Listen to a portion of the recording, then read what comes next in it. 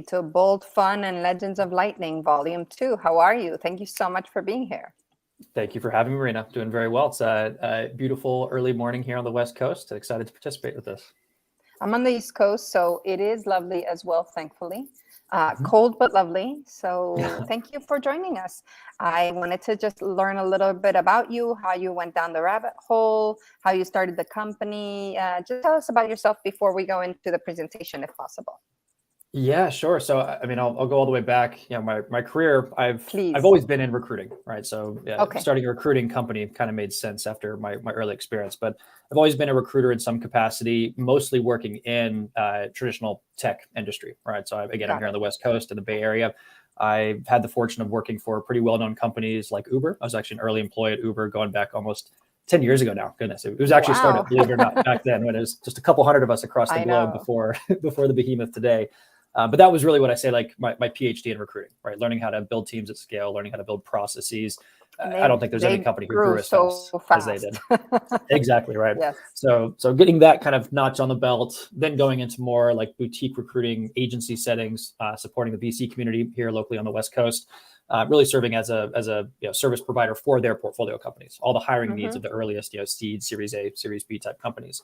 So operating experience inside companies, agency settings, all of that ultimately culminating in me starting my own company. And so I started my first recruiting firm about 4 years ago now, which again was going to be focused more on the traditional tech landscape. So I scaled a team of recruiters across Latin America, Europe, servicing early stage Series A, Series B startups. Right. I grew up in Latin America, so yay. My wife grew up outside of Mexico City, so we're both personally and professionally have ties to the region. I'm from Hidalgo. My family's there, very close to Mexico City. So yeah, my wife's from Tula. Oh, nice. Yeah, so right there. That's crazy.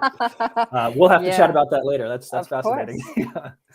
So you kind of, how'd you get into Bitcoin? Yeah, and so that's what I was going to say next. That's where the story kind of changed for me. So my journey as a business owner very quickly started to mirror my own personal journey, falling deeper and deeper down the Bitcoin rabbit hole. For me, this was, as with many people, I think early 2020, March 2020, this bomb just went off in the world, right? And something just drew me to the space. I'd heard of Bitcoin before. I'd even bought like $100 of Bitcoin on Coinbase back in 2017, 2018. Unfortunately, didn't take the time to learn, to dive deeper. Oh, I sold it like a month later, freaked out.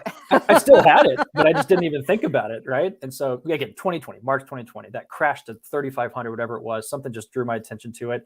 And from there, just, the journey that we all go on, learning about Bitcoin, just the detours, the mistakes made. I mean, you just dive deep really fast. And I found it really interesting, again, that these two journeys were kind of running in parallel. Me learning how to build a business, how to run a business, how to be thinking of the right incentives and capital conservative, like all these things that, maybe a traditional company building had been in conflict with what like Bitcoin represents, how to be more conservative and more thoughtful, right? And so was it the money angle? Was it the libertarian angle? Like, what do you think brought you in? Well, a little bit of both. We could go way deep down this rabbit hole. I don't know if you have enough time for that right now. It's as a business owner, everything from just taxation and different jurisdictions, how you can operate here versus there. There's a lot of different things. As I mentioned, I hired teams internationally, so I was dealing with how to run payroll in Mexico as well as Spain and the U.S. So all these different things were like the challenges were clear, the pain points were clear. For sure. Just the broken systems of, the traditional fiat rail, all of that, right? So there's a whole slew of examples on that front. But for me too, is just more, I think, personally just learning about the economy, thinking about as a business owner now, how do I invest in my business? How do I also reinvest the profits of my business, both for my business, but also me personally? And just that whole kind of angle brought me deeper and deeper down the rabbit hole too. And so, as with everyone who gets into the space that way, you finally decide you have to work in it. I can't have these paths running in parallel, right? And so it was as simple as that. It was basically seeing recruiting as my selfishly, my opportunity, my way to get into the industry, to provide value to Bitcoin broadly. Yeah. And it was as simple as that, just repurposing what I built. You don't always have to be a coder to come in, right? Exactly. And that's a message I love to push forward too. I think increasingly so over the last cycle into this next one. Yeah. A lot of opportunity for non-technical talent, which we can talk a bit about today.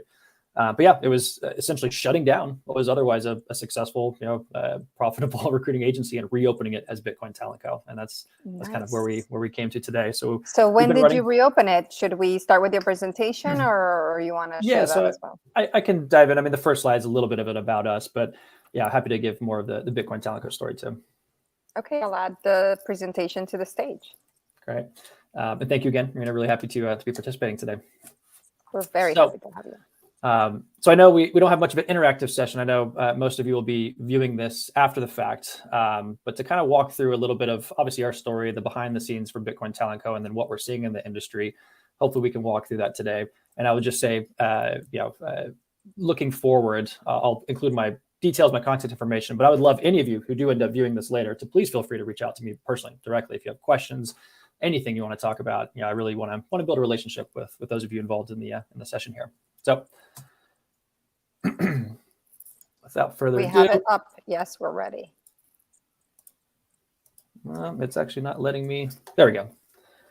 So again, quick introduction, but as we said, we'll run through some of the trends we're seeing in the industry, ways that you can position yourself in this job market, thinking of the long term, and then a little bit of information if it's helpful for people actually looking to hire. I know there's a lot of projects perhaps that'll come out of this session, successfully getting funding, kind of getting momentum. And if you want to hire for your team, we can talk a little bit about how our business can support you as well. But the story, again, so I gave a little bit about my personal background, but in starting Bitcoin Talent Co, it was as simple as that. I knew from my former experience how valuable recruiting can be to a growing organization. Bitcoin, thankfully, didn't seem to have that kind of support yet. It's obviously an early industry. 15 years, Bitcoin at this point. So all the companies by default are at the earliest stages of growth anyways. But again, as we grow, I knew that this would be valuable. And so what we saw is the opportunity to really exclusively focus on Bitcoin. Unfortunately, there's already a lot of crypto, Web3, et cetera, recruiting. A lot of my former friends and colleagues, unfortunately, have gone down that path. But I really saw an opportunity to start the first Bitcoin-focused recruiting firm, providing this expertise, this service for companies looking to scale in the industry. The business itself, like I said, I started it basically repurposing my old recruiting firm, but very quickly I brought a team of co-founders together to kind of help launch this back in, I want to say March of this year. So early spring, not even a full year yet. Myself, who was formerly at Bitcoin Magazine, and Michael Tanguma, who was formerly with Unchained, as well as being a partner at 1031.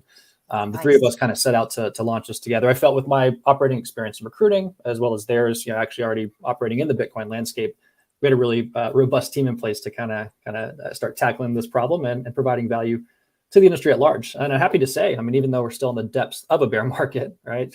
Some interesting price activity right now.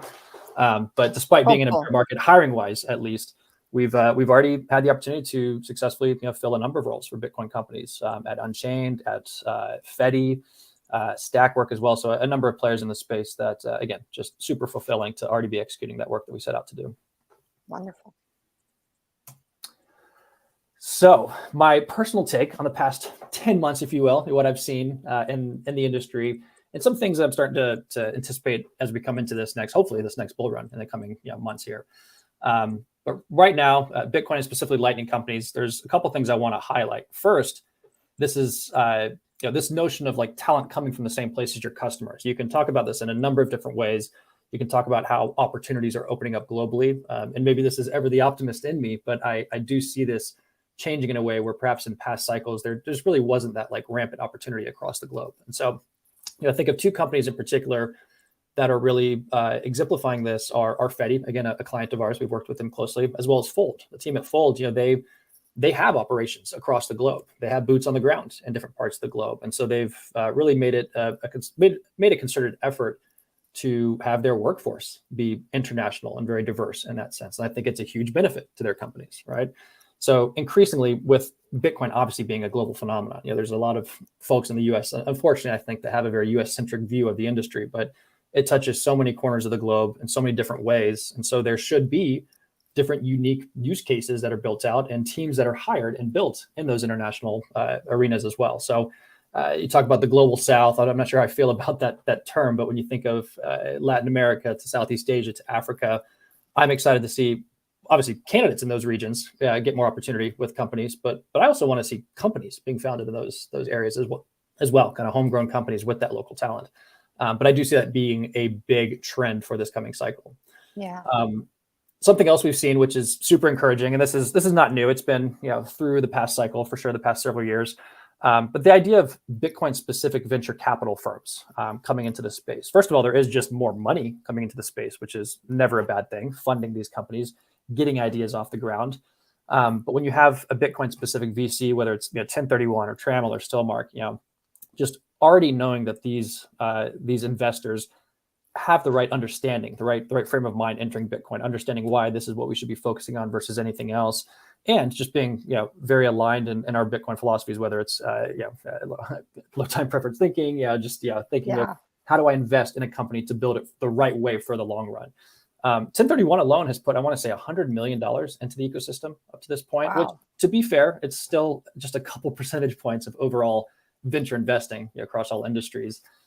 But this is a trend that is growing, and I'm excited to see more Bitcoin specific VCs, but also traditional VCs, now, coming and seeing a bit more what's happening in the Bitcoin landscape, hopefully not investing in whatever random, NFT project or Web3. Like if money wants to come in for the right reasons, I think we should welcome it, right? And have it to help grow the space. Next is the idea of like a hybrid workforce, right? So this kind of ties in a little bit to the remote nature of work, to the global opportunities that are available. But in general, Bitcoin companies who, again, are typically at the earliest stages of growth, may not need to be hiring full-time teams across all their disciplines. Even though we provide the service of helping you to hire full-time employees, I'd be the first to tell you that maybe you should be thinking about being a little more capital conservative after your first fundraise. What's actually the right way to get you to certain inflection points, to get you to a next fundraise, let's say. And part of that would be, certain roles need to be full-time, your co-founding team, some other disciplines, but you can also leverage contract work to get there. And so with companies seeing this more as being valuable, but also candidates actually preferring to work in this type of remote, hybrid structure, it's just kind of creating a boon on both sides of this marketplace, where that whole like gigpreneur, entrepreneur, contract, whatever you want to call it, right? This is something that is definitely growing, and I think increases the opportunities for people typically in more remote areas as well. And given the price fluctuation, right? You also want to have that flexibility potentially. For sure. Yeah. So that's what it is too. I mean, all of us working in Bitcoin want to be paid in Bitcoin. It's an easy thing for us to just send sats, anywhere in the world for labor that is contributed, right? It's a very easy way to, I don't want to say get around labor regulations and laws and things like that. It's not what we're trying to do here, but it obviously just makes it much easier to hire anywhere in the world, right? And I was going to say, shamelessly, I should say, we are offering now a service to fulfill that, right? So even though our core service has been more of the retained search stuff, we see this being a big need in the market. Mm-hmm. So meeting the market where it is, we have a full platform set up to help companies connect with contract talent, right? And actually provide those services, the payrolling and all that, underneath that, which is super helpful, and has been, we've seen a lot of interest actually from clients coming for that product today. Nice. And lastly, a little bit of a cliche here. We always say all companies will be Bitcoin companies in the same way that all companies, became internet companies or software companies, right? But it is true. There's some truth to this, and I think it's worth mentioning again that we don't just need more apps using Lightning or Lightning companies. We don't just need more Lightning apps. We need more companies that are using Lightning, and I think this is the same for Bitcoin too. I think a big way of how the industry grows is Bitcoin, and maybe more specifically the Lightning Network, kind of becoming this magic behind the scenes, if you will. All SaaS companies should start looking at Lightning as a way to reduce chargebacks, right? Or just make payments more efficient. So I think this is where you start to see more career opportunities as well, because it's not just new Bitcoin companies. It's not another Lightning wallet or another exchange. It's all companies across the globe who are already operating that finally see Bitcoin as a way to really accelerate their business forward, and they will be needing to hire people who understand these skill sets, right? Indeed. In-demand skills, kind of what we're seeing at this point. Some of this is quite obvious, but I think it's worth mentioning as well what we're seeing from our clients. When our client comes to us with an open role, what are the more common technical skill sets that are needed? And so, just running through it quickly here on the back end.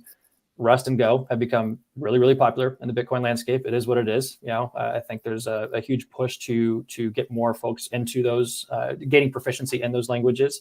A little more traditional, like C#, C++. We still see that with a number of clients as well. But if you're asking me for advice, like where should you go, or what should I be focusing on? What to study. Yeah, exactly. Right. So if you are focused on infrastructure, back-end type work, then Rust and Go is going to set you up quite nicely, I think, for opportunities moving forward.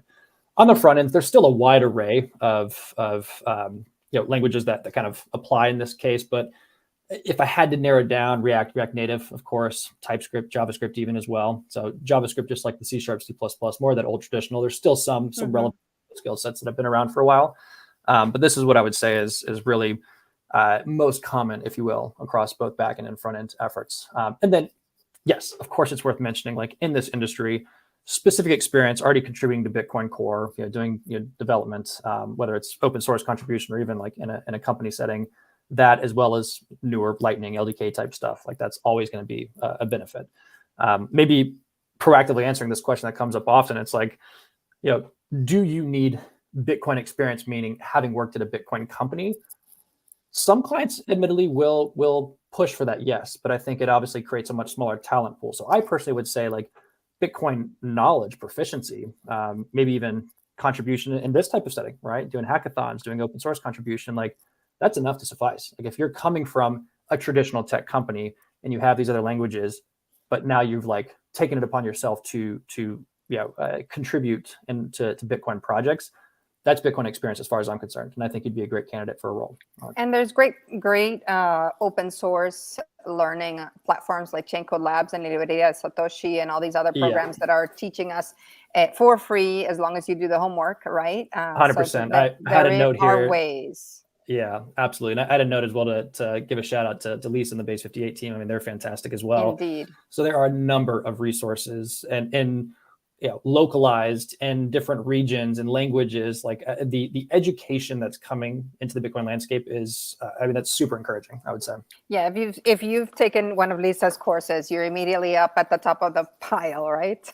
Yeah, and I think we start getting to this, kind of going on a tangent here, but this idea of like accepted, like certified type knowledge across the board, where like if you have the Base 58 stamp, like you're going to get a job. You are. And I think that's increasingly or if the reputation. Win a hackathon or you do something here that's really clear, how 100%. You show your proof of work, right? Basically. 100%. Yeah. So yeah, I want to see more of that. I encourage everyone, if they're interested, to join any of these programs because they all provide value. But it's a great entry point. It's a great way to position yourself for a job in the space. Other like roles, if you will, I think they have like infrastructure platform engineering type stuff. I mean, whether it's a company like Voltage where they're actually building this as a service, right, for other companies, or I think of River being one of the best cases of a company who has really taken the time, gone slow. The tortoise versus the hare, right? They've gone slow to build the right foundation, the right base, the right infrastructure. Everything is owned and built internally. We now see why that's hugely valuable. But this type of work is what's needed to get that done, right? And I think more companies will take that kind of take a page out of the River book, if you will, and try to build their own services and infrastructure internally. And then lastly, I had to plug product design. Maybe it's more the optimist in me. Admittedly, my recruiting experience going back even before Bitcoin, I focused a lot on marketing roles, design roles. So I've always had a soft spot for designers. And I just know specifically product design, like how critical that is to providing the right kinds of products and services, the interaction, whether it's consumer facing or business facing. Product design is an incredibly important discipline. And I don't think we have enough of that. You're going to be excited about that because Bold Fun specializes in that. The entire team is product design. And that's why a lot of our hackathons combine both the technical and the visual side of design. So this is a perfect audience for you to say that. And maybe that's the message here too, is encouraging as many designers to continue to get into the space, to bring that skill set, that discipline. It's critical. It's interaction. A great product, a great idea can fall flat if people just don't know how to use the product, right? And I think design drives that largely. Yeah, I have a phrase that first to market has now been replaced by first to articulate. And you need to be able to do that visually or orally, obviously. Break the banks is no longer the message that we should be sending. We are a better option to banks. Yeah. It's a smarter way to bring people in. 100%. Yeah. And so maybe we'll just leave it with this. It's a call to action. Designers, wherever you may be, come to Bitcoin. We need you. Come to Andy. Yeah. Okay. Absolutely. Tell me more. So thinking of, okay, great. Now you started to take the first steps. You're taking it upon yourself to join one of these courses, learning some technical skill sets. That's great, but it's not everything, right? So how can you continue to push yourself forward? How can you position yourself in the right way? There's a number of things. I mean, from the most granular, like how do I build my resume? I'm happy to provide advice on that. But I think to try and simplify this a bit more, there's a couple couple steps that you can take to actually start to stand out from the crowd, like I said. So proof of work, cliche as it is, it's a big part of the Bitcoin ethos. It applies to so many parts of everyone's personal lives, I think, now too. We see how proof of work kind of manifests itself in so many ways, but here is a great example. And I'll walk through some examples actually in a second. Second would be contributing to open source projects. I think whether it's, again, hackathons like this is a great way to get your name out there, to make contacts even.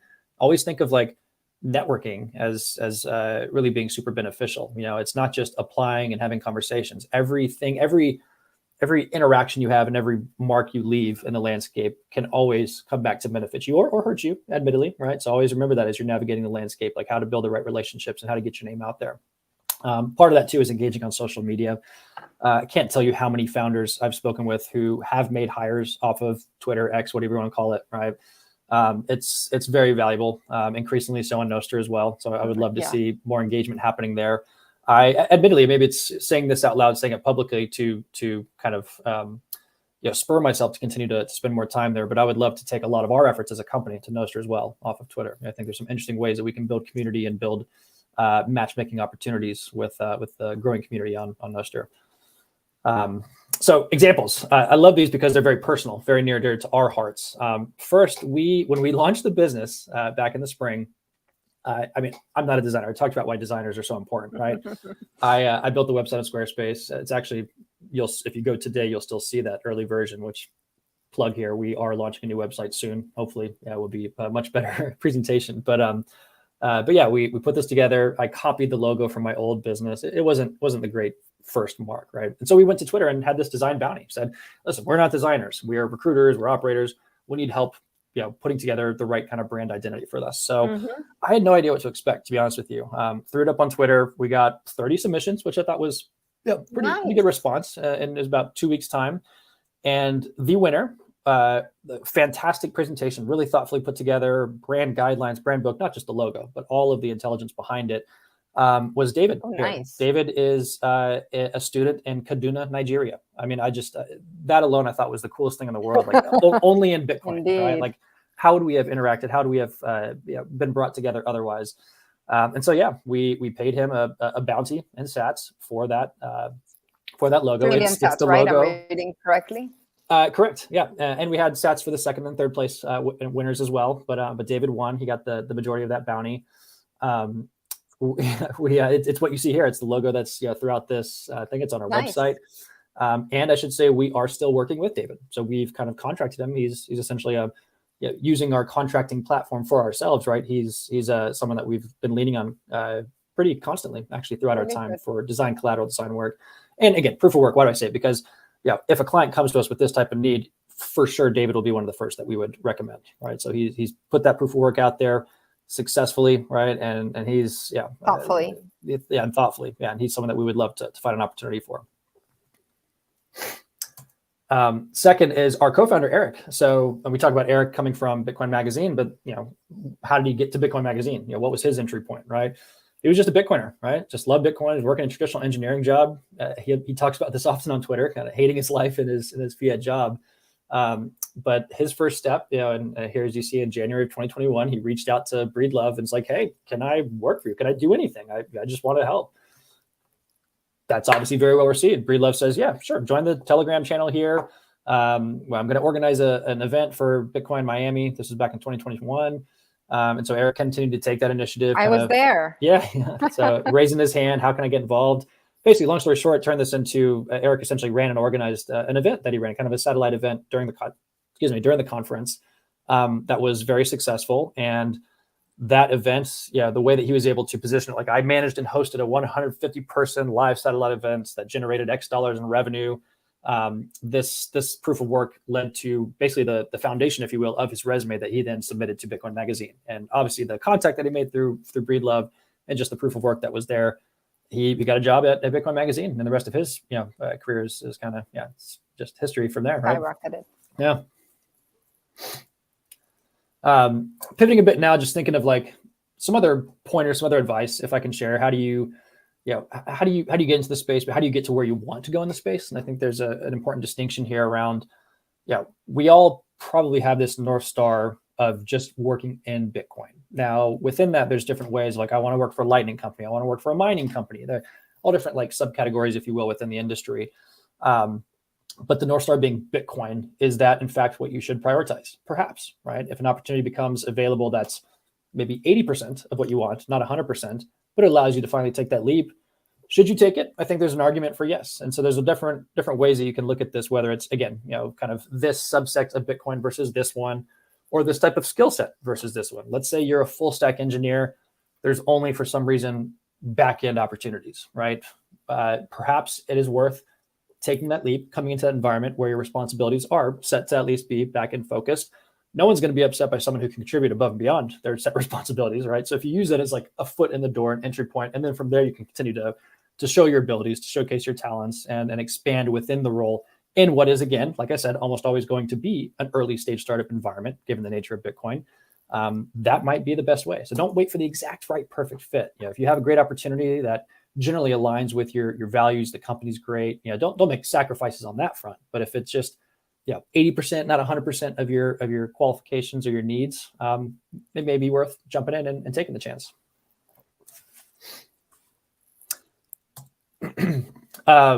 For the other side of the fence, we have candidates and clients alike, right? I think a lot of what we talked about today is for job seekers, if you will.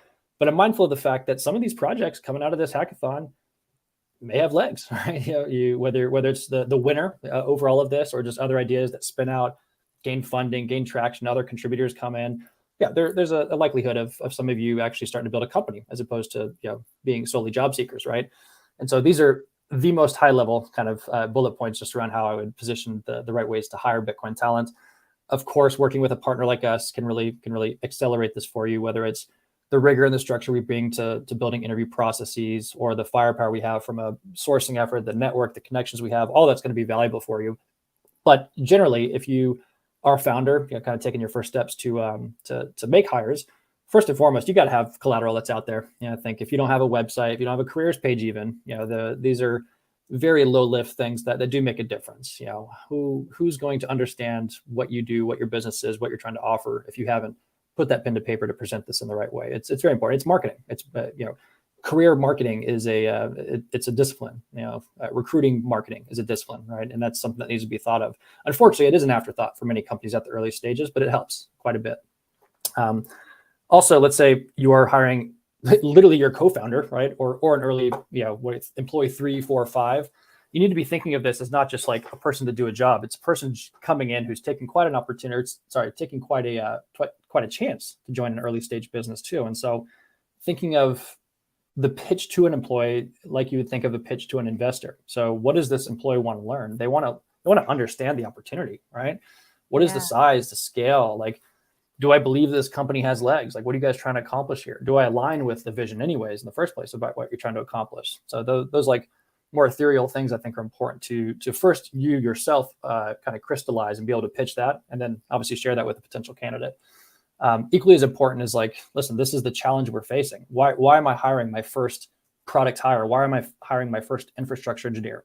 It's usually because there's a very specific challenge you're facing as a company, and the candidate wants to know what they're going to get into. Like, how will my hire move this company forward? What is my exact function going to be here?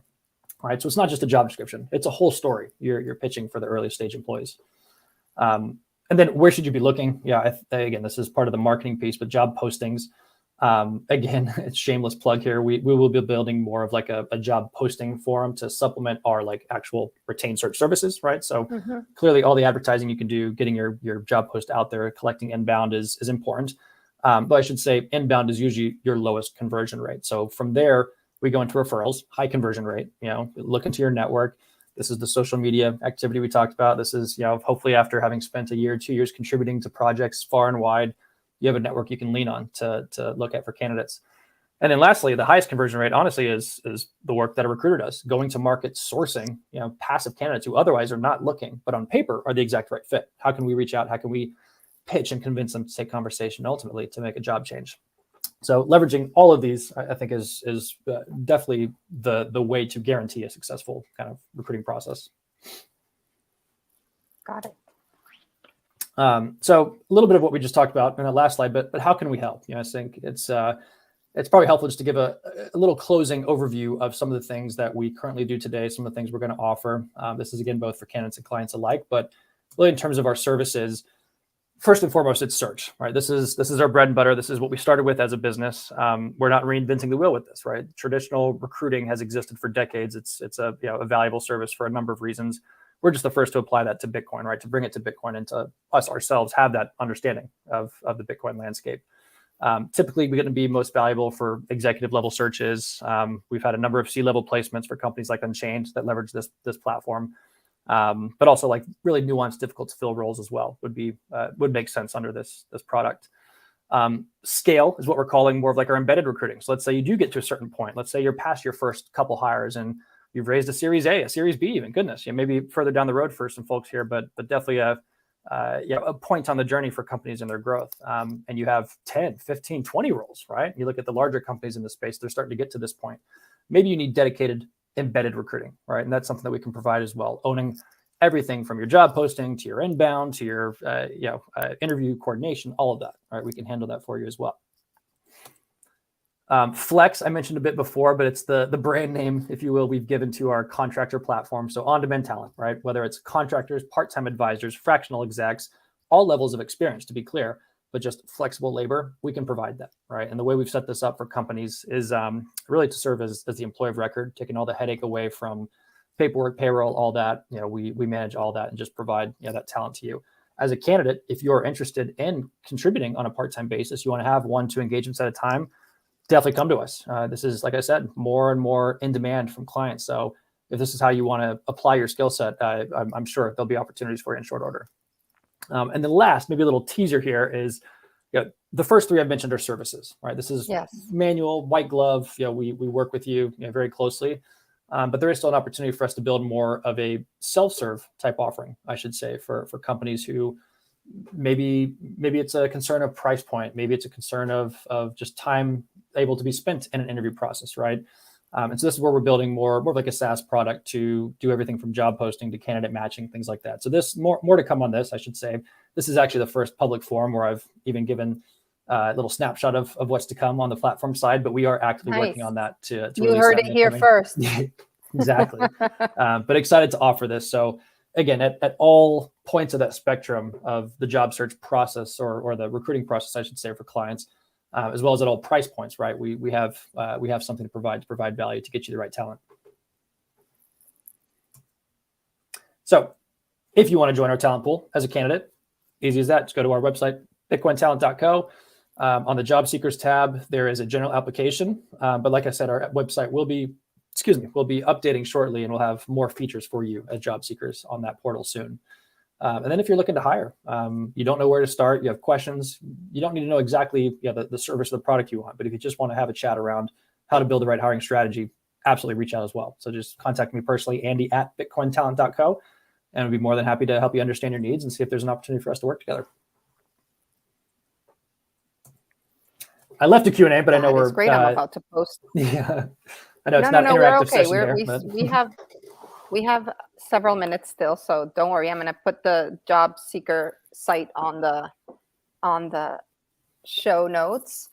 So Andy, I have questions for you regarding hiring. I used to recruit CEOs for a living in a way, and I noticed a few things along the way, which was interesting as a challenge for me to push certain boundaries. And one of them was this whole idea that, and obviously this was at a certain point in time where like, if they would only hire if the person had an MBA, or they would only hire if they were from Harvard, or they would only hire if they came from the bank that we're trying to destroy. Right? Like it really, some of these perceptions that the hiring team had that perhaps in your role, you're trying to help them expand what does a talent pool, what their talent pool should look like, even the whole concept of language, right? How can you go work and build products for the global South if you don't have somebody who speaks a local language or understands the area? I mean, that was another huge mistake that I saw all American team, no idea of Latin America, and trying to open doors in Mexico and Argentina. Not even like a partnership with a local team that could kind of help introduce them. So what are some of the mistakes or things that you have noticed that you try to help the hiring teams expand? That is one question. And then number two, on the topic of diversity, I just read a report that isn't actually new, but it said that women their code was accepted more if their name was like a pseudonym, that you didn't know it was a woman. So in GitHub, if you were like Pony XYZ versus Marina, right? Your code would be accepted at a much faster rate than if you were labeled a woman in your how do you say in your name, your profiler. Yeah. And so how do you work to make sure that the whole concept of diversity and inclusion, not the silly stuff, but the real, like, how do you create a sense of like real inclusion in the way that you hire, right? Yeah. Those would be the two questions I have for you. Yeah. Yes. Great questions. A lot to unpack. I'd say on the first one, yeah. I've been thinking about these things for a while. So well, they're very prescient. They're very like, I mean, we encounter this every day in a recruiting setting, right? On the first one, it's like, this has been an issue for decades, right? I mean, I sad to say, I would always find that in maybe earlier on in my like tech recruiting experience, where you're hiring engineers here in the Bay Area, you have to be Stanford, Cal, it's just silly things like that, right? I mean, this has existed. It's worth acknowledging that, yes, that's the truth, even though it's wrong. It has existed. The way that kind of filters into, well, first of all, I should say, the cliche, like, oh, fiat is why everything's broken. That's a very fiat mindset, right? Like, oh, the best school is only, that's just not true. There's talent that comes from everywhere. And how can we foster that?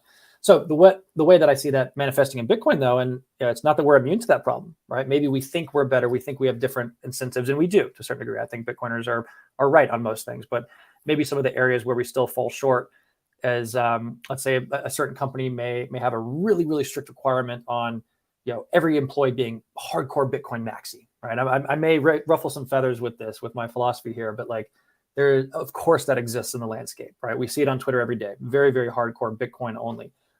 To be clear, I'm Bitcoin only. I've named this company Bitcoin Talent Co. But I am not shunning, if you will, people who have spent time in other arenas, people who have even spent time in crypto Web3. So this is probably the more succinct way to say it. Like, you will still find in Bitcoin people saying like, oh, you can never have worked for a Web3 company, right? To be clear, if you think that Web3 is better than Bitcoin, then yeah, you're culturally not the right fit. But if you've spent time there and you're coming to me saying, listen, I want to be in Bitcoin. I'm stuck on this island. Like, I took a chance a couple of years ago, whatever. They were paying a ton of money. They were, right? There's all these reasons why someone may have elected to take a job 3 or 4 years ago at an early stage crypto company and has now since seen the light and wants to work in Bitcoin. In my opinion, that's a perfect candidate, right? You're already kind of tangential to the industry, right? Shown curiosity, taken a chance, taken a leap, joined an early stage startup. And then again, the best part of that is you're coming to me saying exactly what I want to hear is like, listen, Bitcoin is different. Bitcoin is the only thing that matters to me now. I mean, yes, I spent time here, but I want to come work in Bitcoin. Great. I would love to help you. So I guess encouraging companies to maybe not be so strict on that view, understanding that we got to open the fold a little bit. We need the best operators, whether they've come from crypto or whether they're not yet orange pilled, they're still in traditional tech, traditional finance. We should for sure be finding ways to encourage the best of the best that are still in those worlds to come into Bitcoin as well. And then on the second one, this idea of like, I mean, a conscious bias is the term we use in the tech landscape. It's it's everywhere, right? And there's all kinds of things, all kinds of ways that people try to tackle that, whether it's, app review that's like covering names, covering pictures. It's just the skill sets. I mean, these things can help. My general view, it's like, if you ever talk about diversity, inclusion, like what are you actually trying to accomplish? What's the core of it, right? First of all, are your motivations right? Like in tech, I think a big issue was always like, oh, I want to hit a number of like, X% female or underrepresented group. Like that's just the wrong way of going about it, right? It's arbitrary in that sense. But if you genuinely see like, okay, well, I do want a more international workforce. I do want more diverse, gender workforce, whatever. Like if there's things that you're coming at about, it's all just looking to the top of the funnel too, and making sure that your sources, if you're only getting your hires through referrals, then your team starts to look pretty homogenous, right? So how are we thinking of opening the the pipeline from other sources. Perhaps working with us and bringing a new pipeline you've not yet seen is helpful, right? So that's what I'd say is it's a problem. It still is a problem. It's it's a problem in traditional landscape as well as in Bitcoin too. And to the extent that we both get more people involved, how many engineers today in Bitcoin are men versus women? I mean, that's like, if you're already skewed in terms of the supply, then of course the end results are going to be skewed too, right? Indeed. I studied this there. I worked with a young woman who was a violinist, and she had applied for several roles in her local orchestra. And she decided that she was going to wear heels, even though now there's a curtain so that you can't see who's playing, to cut the bias, right, that there has been in the past. And she said, forget it, I'm wearing heels so they know I'm a woman. And the company did not hire her. And yet the biggest orchestra in Brazil, the Sao Paulo Orchestra, hired her afterwards. So really it depends on the personality, of course. But yeah, there's a lot of work that has been done to help with unconscious bias. And I'm going to just recommend one book if this really interests you. It's called What Works, Gender Equity by Design. What I really like about her, it's based on behavioral economics, really. So there's like clear ways to change how you hire or how you review resumes or how you think about hiring. And obviously this is geared towards gender, but I really think it's relevant in life. Like I remember with Recruit or recommendations, there was this